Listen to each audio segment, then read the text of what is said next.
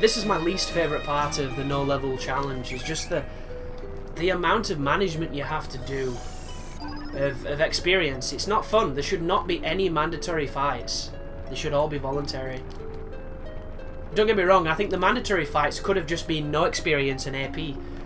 They could have been pseudo boss fights. I don't know why they didn't do it that way. It just seems really strange. But here come a bunch of Esthar guards who are susceptible to break, so you can break these guys and not get any experience. But once again, I've not done the farming because I've been doing a playthrough, and I've managed to get to a stage in the game where I'm gonna have to do some killing. But it's only one, which is super useful. So what's gonna happen is I'm gonna kill them off as best I can.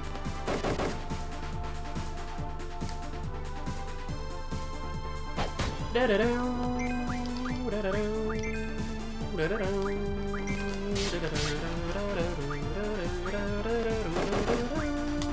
we go.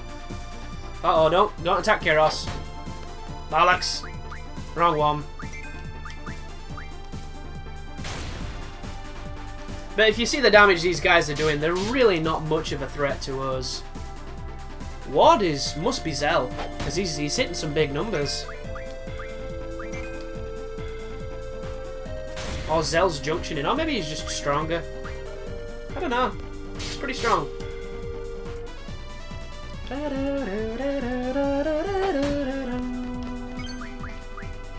We've got that all important something blood limit break, I can't remember the name.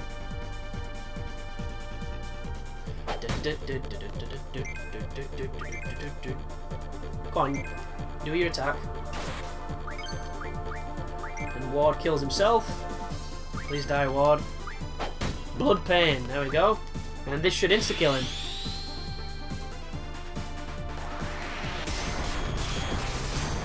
Oh, nice. Look at the damage. That is sexy. That is cool, that move. 106 experience. It's not that bad.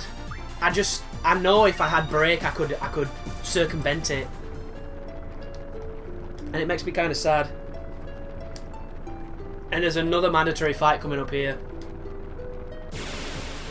And this might be more people, and when it's more people, it's more experience, so, you know. It's just a bit irksome. Oh wow, there's much more. I'm gonna try running. It's gonna say can't escape, yeah. So it's a shame, but he's gonna get like 300 experience now. But I don't think there's any more mandatory fights after this one.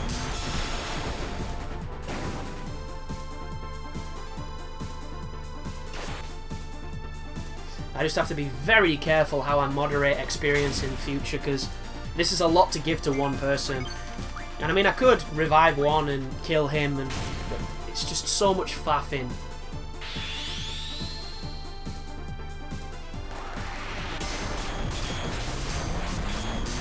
Look at that move. Such a good move. Like, imagine if you could do what Squall does, where you press R1 on impact and you get the bonus, but on that you get bonus hits. So if you watched it close, you could fall on, you know, just keep on getting more and more combos by pressing it in time and like learn the pattern. That'd be really cool. And it gets faster each hit you get, so it starts off, you know, quite, and then it gets faster and faster, and it just gets to a point where you can't humanly do it. Or you just combo everything like a pro. I didn't even see them experience numbers, I was too busy talking. So this is one of the tunes of mystery. This plays when you're in Odin's palace. So still has the most experience out of everybody else, so that's the person who's going to be getting the juices.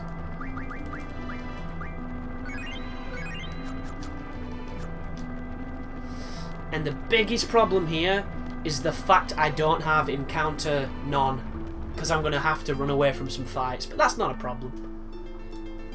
I believe there's only a handful of mandatory ones coming up. Everything after that is completely optional. I'm not going to be exploring, folks. I'm just going to be going straight to the business. I love this tune.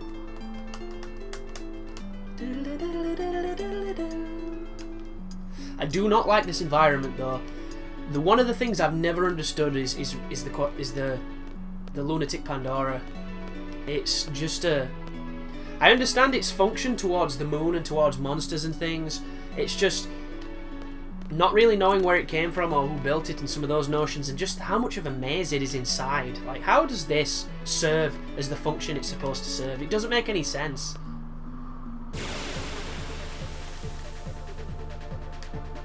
And it's a big influence in the story too. So him, I could break him if I had the ability, but instead we're going to run away. And one of the funny things I found about the low level playthrough is I'm so used to using monsters and bosses to draw good spells to get good magic, as opposed to refining everything. And because the enemies never level up because you never level up, they never get those good magics.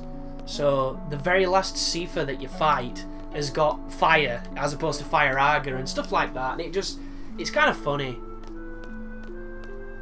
And I expected it to be so much harder than it is, but if anything it's easier, because if you know how to junction and you know how to get your stuff working, the bosses have so little life compared to what they should have if you are a higher level, that they die so much quicker. Like, I killed Adele, who you have no idea who this person is unless you've played, with one limit break.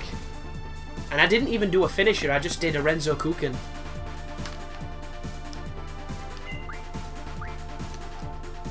Because her life was so low and my stats were so high. Like, I think I had 220 strength, which is 35 away from max strength. And it's nothing impressive because you can get your strength up to 255 without junctioning, but that just takes a long ass time.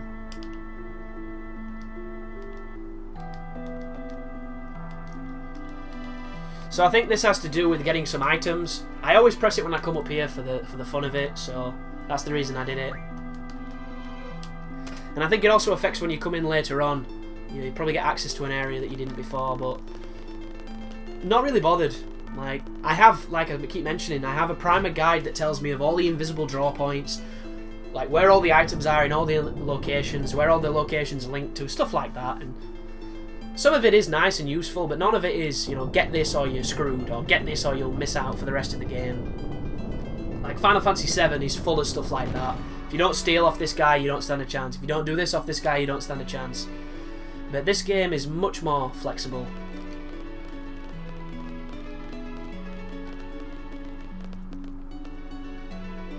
So they were expecting a big blast, but it was super quiet. I want to go back up where they came from. But I'll go down here just to see what's happening. And as I suspected, it's blocked the entrance. But that's cool, because we don't have to go that way. We want to go up this way. And I believe before we fall off, there's a whole bunch of random fights, which you can't escape from once again. So, you know, really irksome for a first-time player's low-level game, because you have to manage your experience.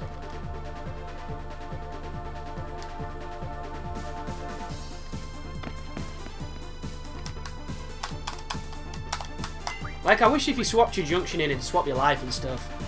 Like, just swap junction in between Kairos and Laguna, and Kairos immediately dies and Laguna's immediately revived. It'd save so much bullshit, but, you know, we've got to do it, because that's what this playthrough is about.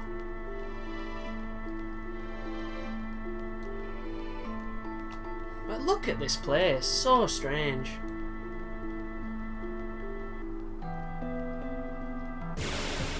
And another random battle.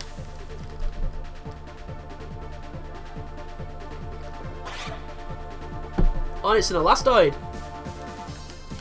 Cool thing about this enemy is you know when to card it, because it starts going all flappy when it's dying, which is good.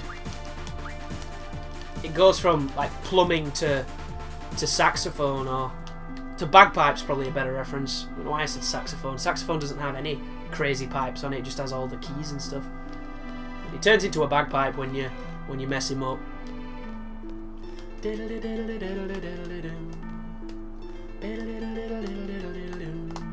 Super reminds me of Odin. I will not be getting Odin, if anyone's wondering, because Odin is a summon that you don't control. He comes whenever he wants and he kills everything in sight. Super cool, awesome looking animation, fantastic GF, pain in the ass on a no level run. Just like Angelo, just like these mandatory fights. Well, not these ones.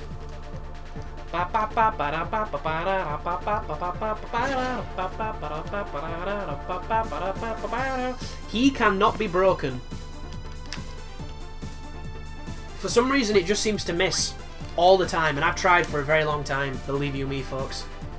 The other guys that don't have the green on them, you can petrify those easily.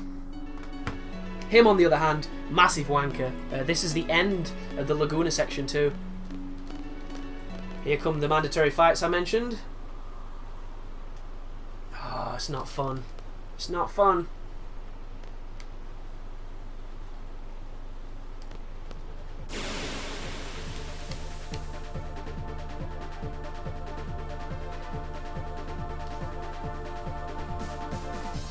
It's only one dude though, so it's only going to be 100 experience, which is super useful, but still it's 100 experience I don't want. Like, it'd be amazing if there was an option to turn experience off. Like, why would you, is the question, but it would just be nice if you had the option. Like in Final Fantasy IX, you can get abilities where you don't get any experience. Oh, there you go, there's 100. Nah, Kiros is even with everybody else, so I should really start mitigating responsibilities. Mixing it up a little bit.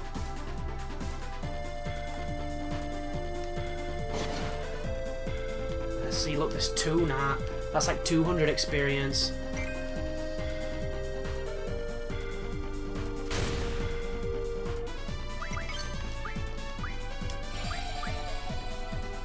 So frustrating.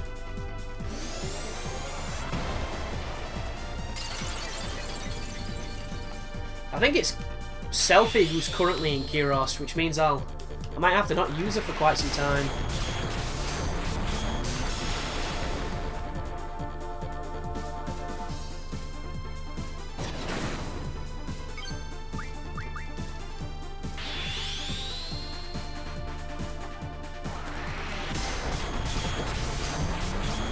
I do love that animation though, I'm a big fan of the blood pain.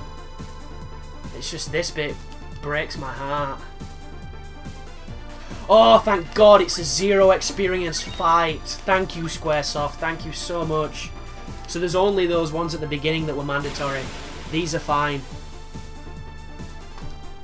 So I should have revived him, really. But it's all good. I don't think I got AP, did I?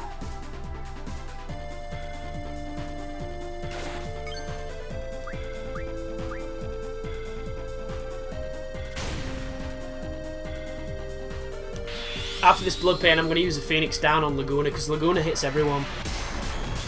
And you get to see his Desperado limit break, which is pretty cool.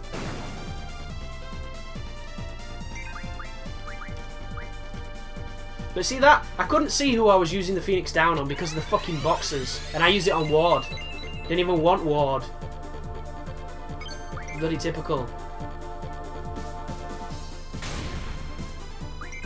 What a dick. Oh, Ward hadn't even got item. Look, I can't see. I can't see the fucking hand. Oh, Ward's dead. What a dick. Wasting my Phoenix dance.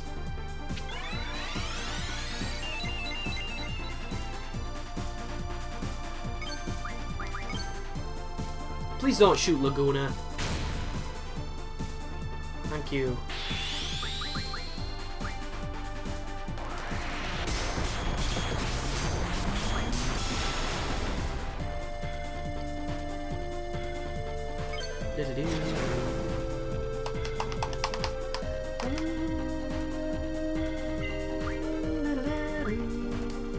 An AP? Yeah, 2 AP.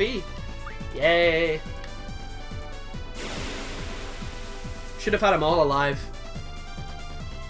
hopefully I will be able to.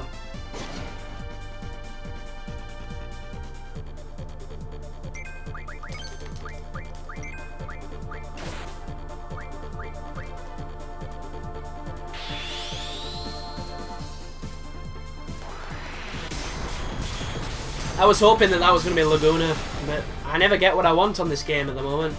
Seem to keep getting fucked. Oh wow. Laguna's dead. Oh no. It's on Kiros. Thank you. He actually gave me something I liked. And sure, it is high damage for them. But it means we've got all 3 people on the playing field and Kiros should get his limit break. And he should be dead. Oh, somebody got it. Oh no. Someone's dead. Unless he hits Kiros again. Thank you. This I can deal with. Oh, nice.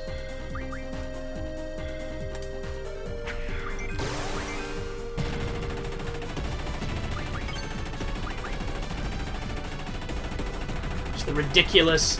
Look, he's not even looking at him. Still hits him. Nothing but class. And that's mandatory, that. When he dies, he always drains one guy down to 1 life. 2 potions, 2 AP.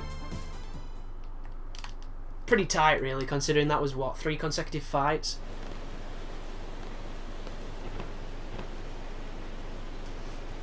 We're saved!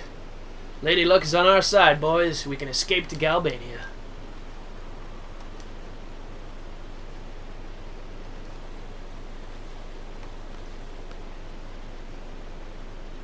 If you say something bad, it will come true. Yeah, I think she did.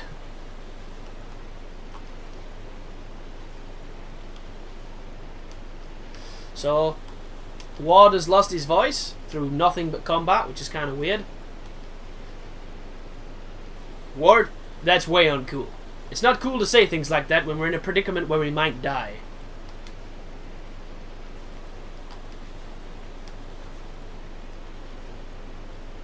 That's a lot of ellipses right there.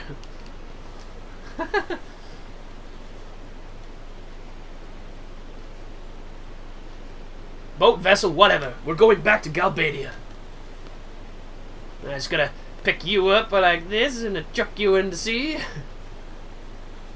Pretty strong guy. Deceptively strong is Laguna, especially on this one. Like, there you go. Ward actually helps him. Still pushes him, though.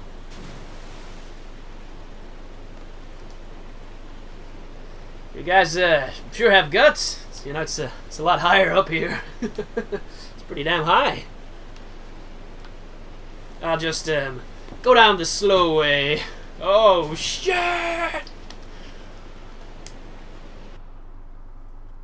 And that's another misadventure of Laguna.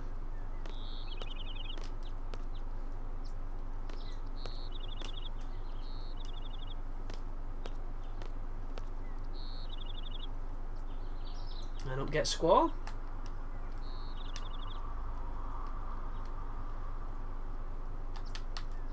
How long were we at, bro? Was it Laguna again? Sir, Laguna's in big trouble. Doesn't seem like the first time for you guys. You gonna tell me about the mind rape that just happened? Oh, it's okay. We'll tell you about that later. Well, we'll be just wasting our time trying to figure it out. Let's get the hell to Galbadia Garden.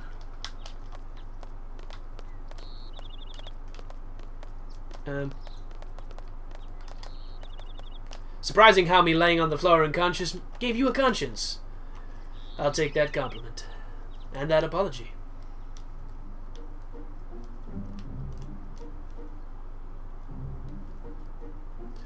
But that is another exciting episode in Final Fantasy VIII.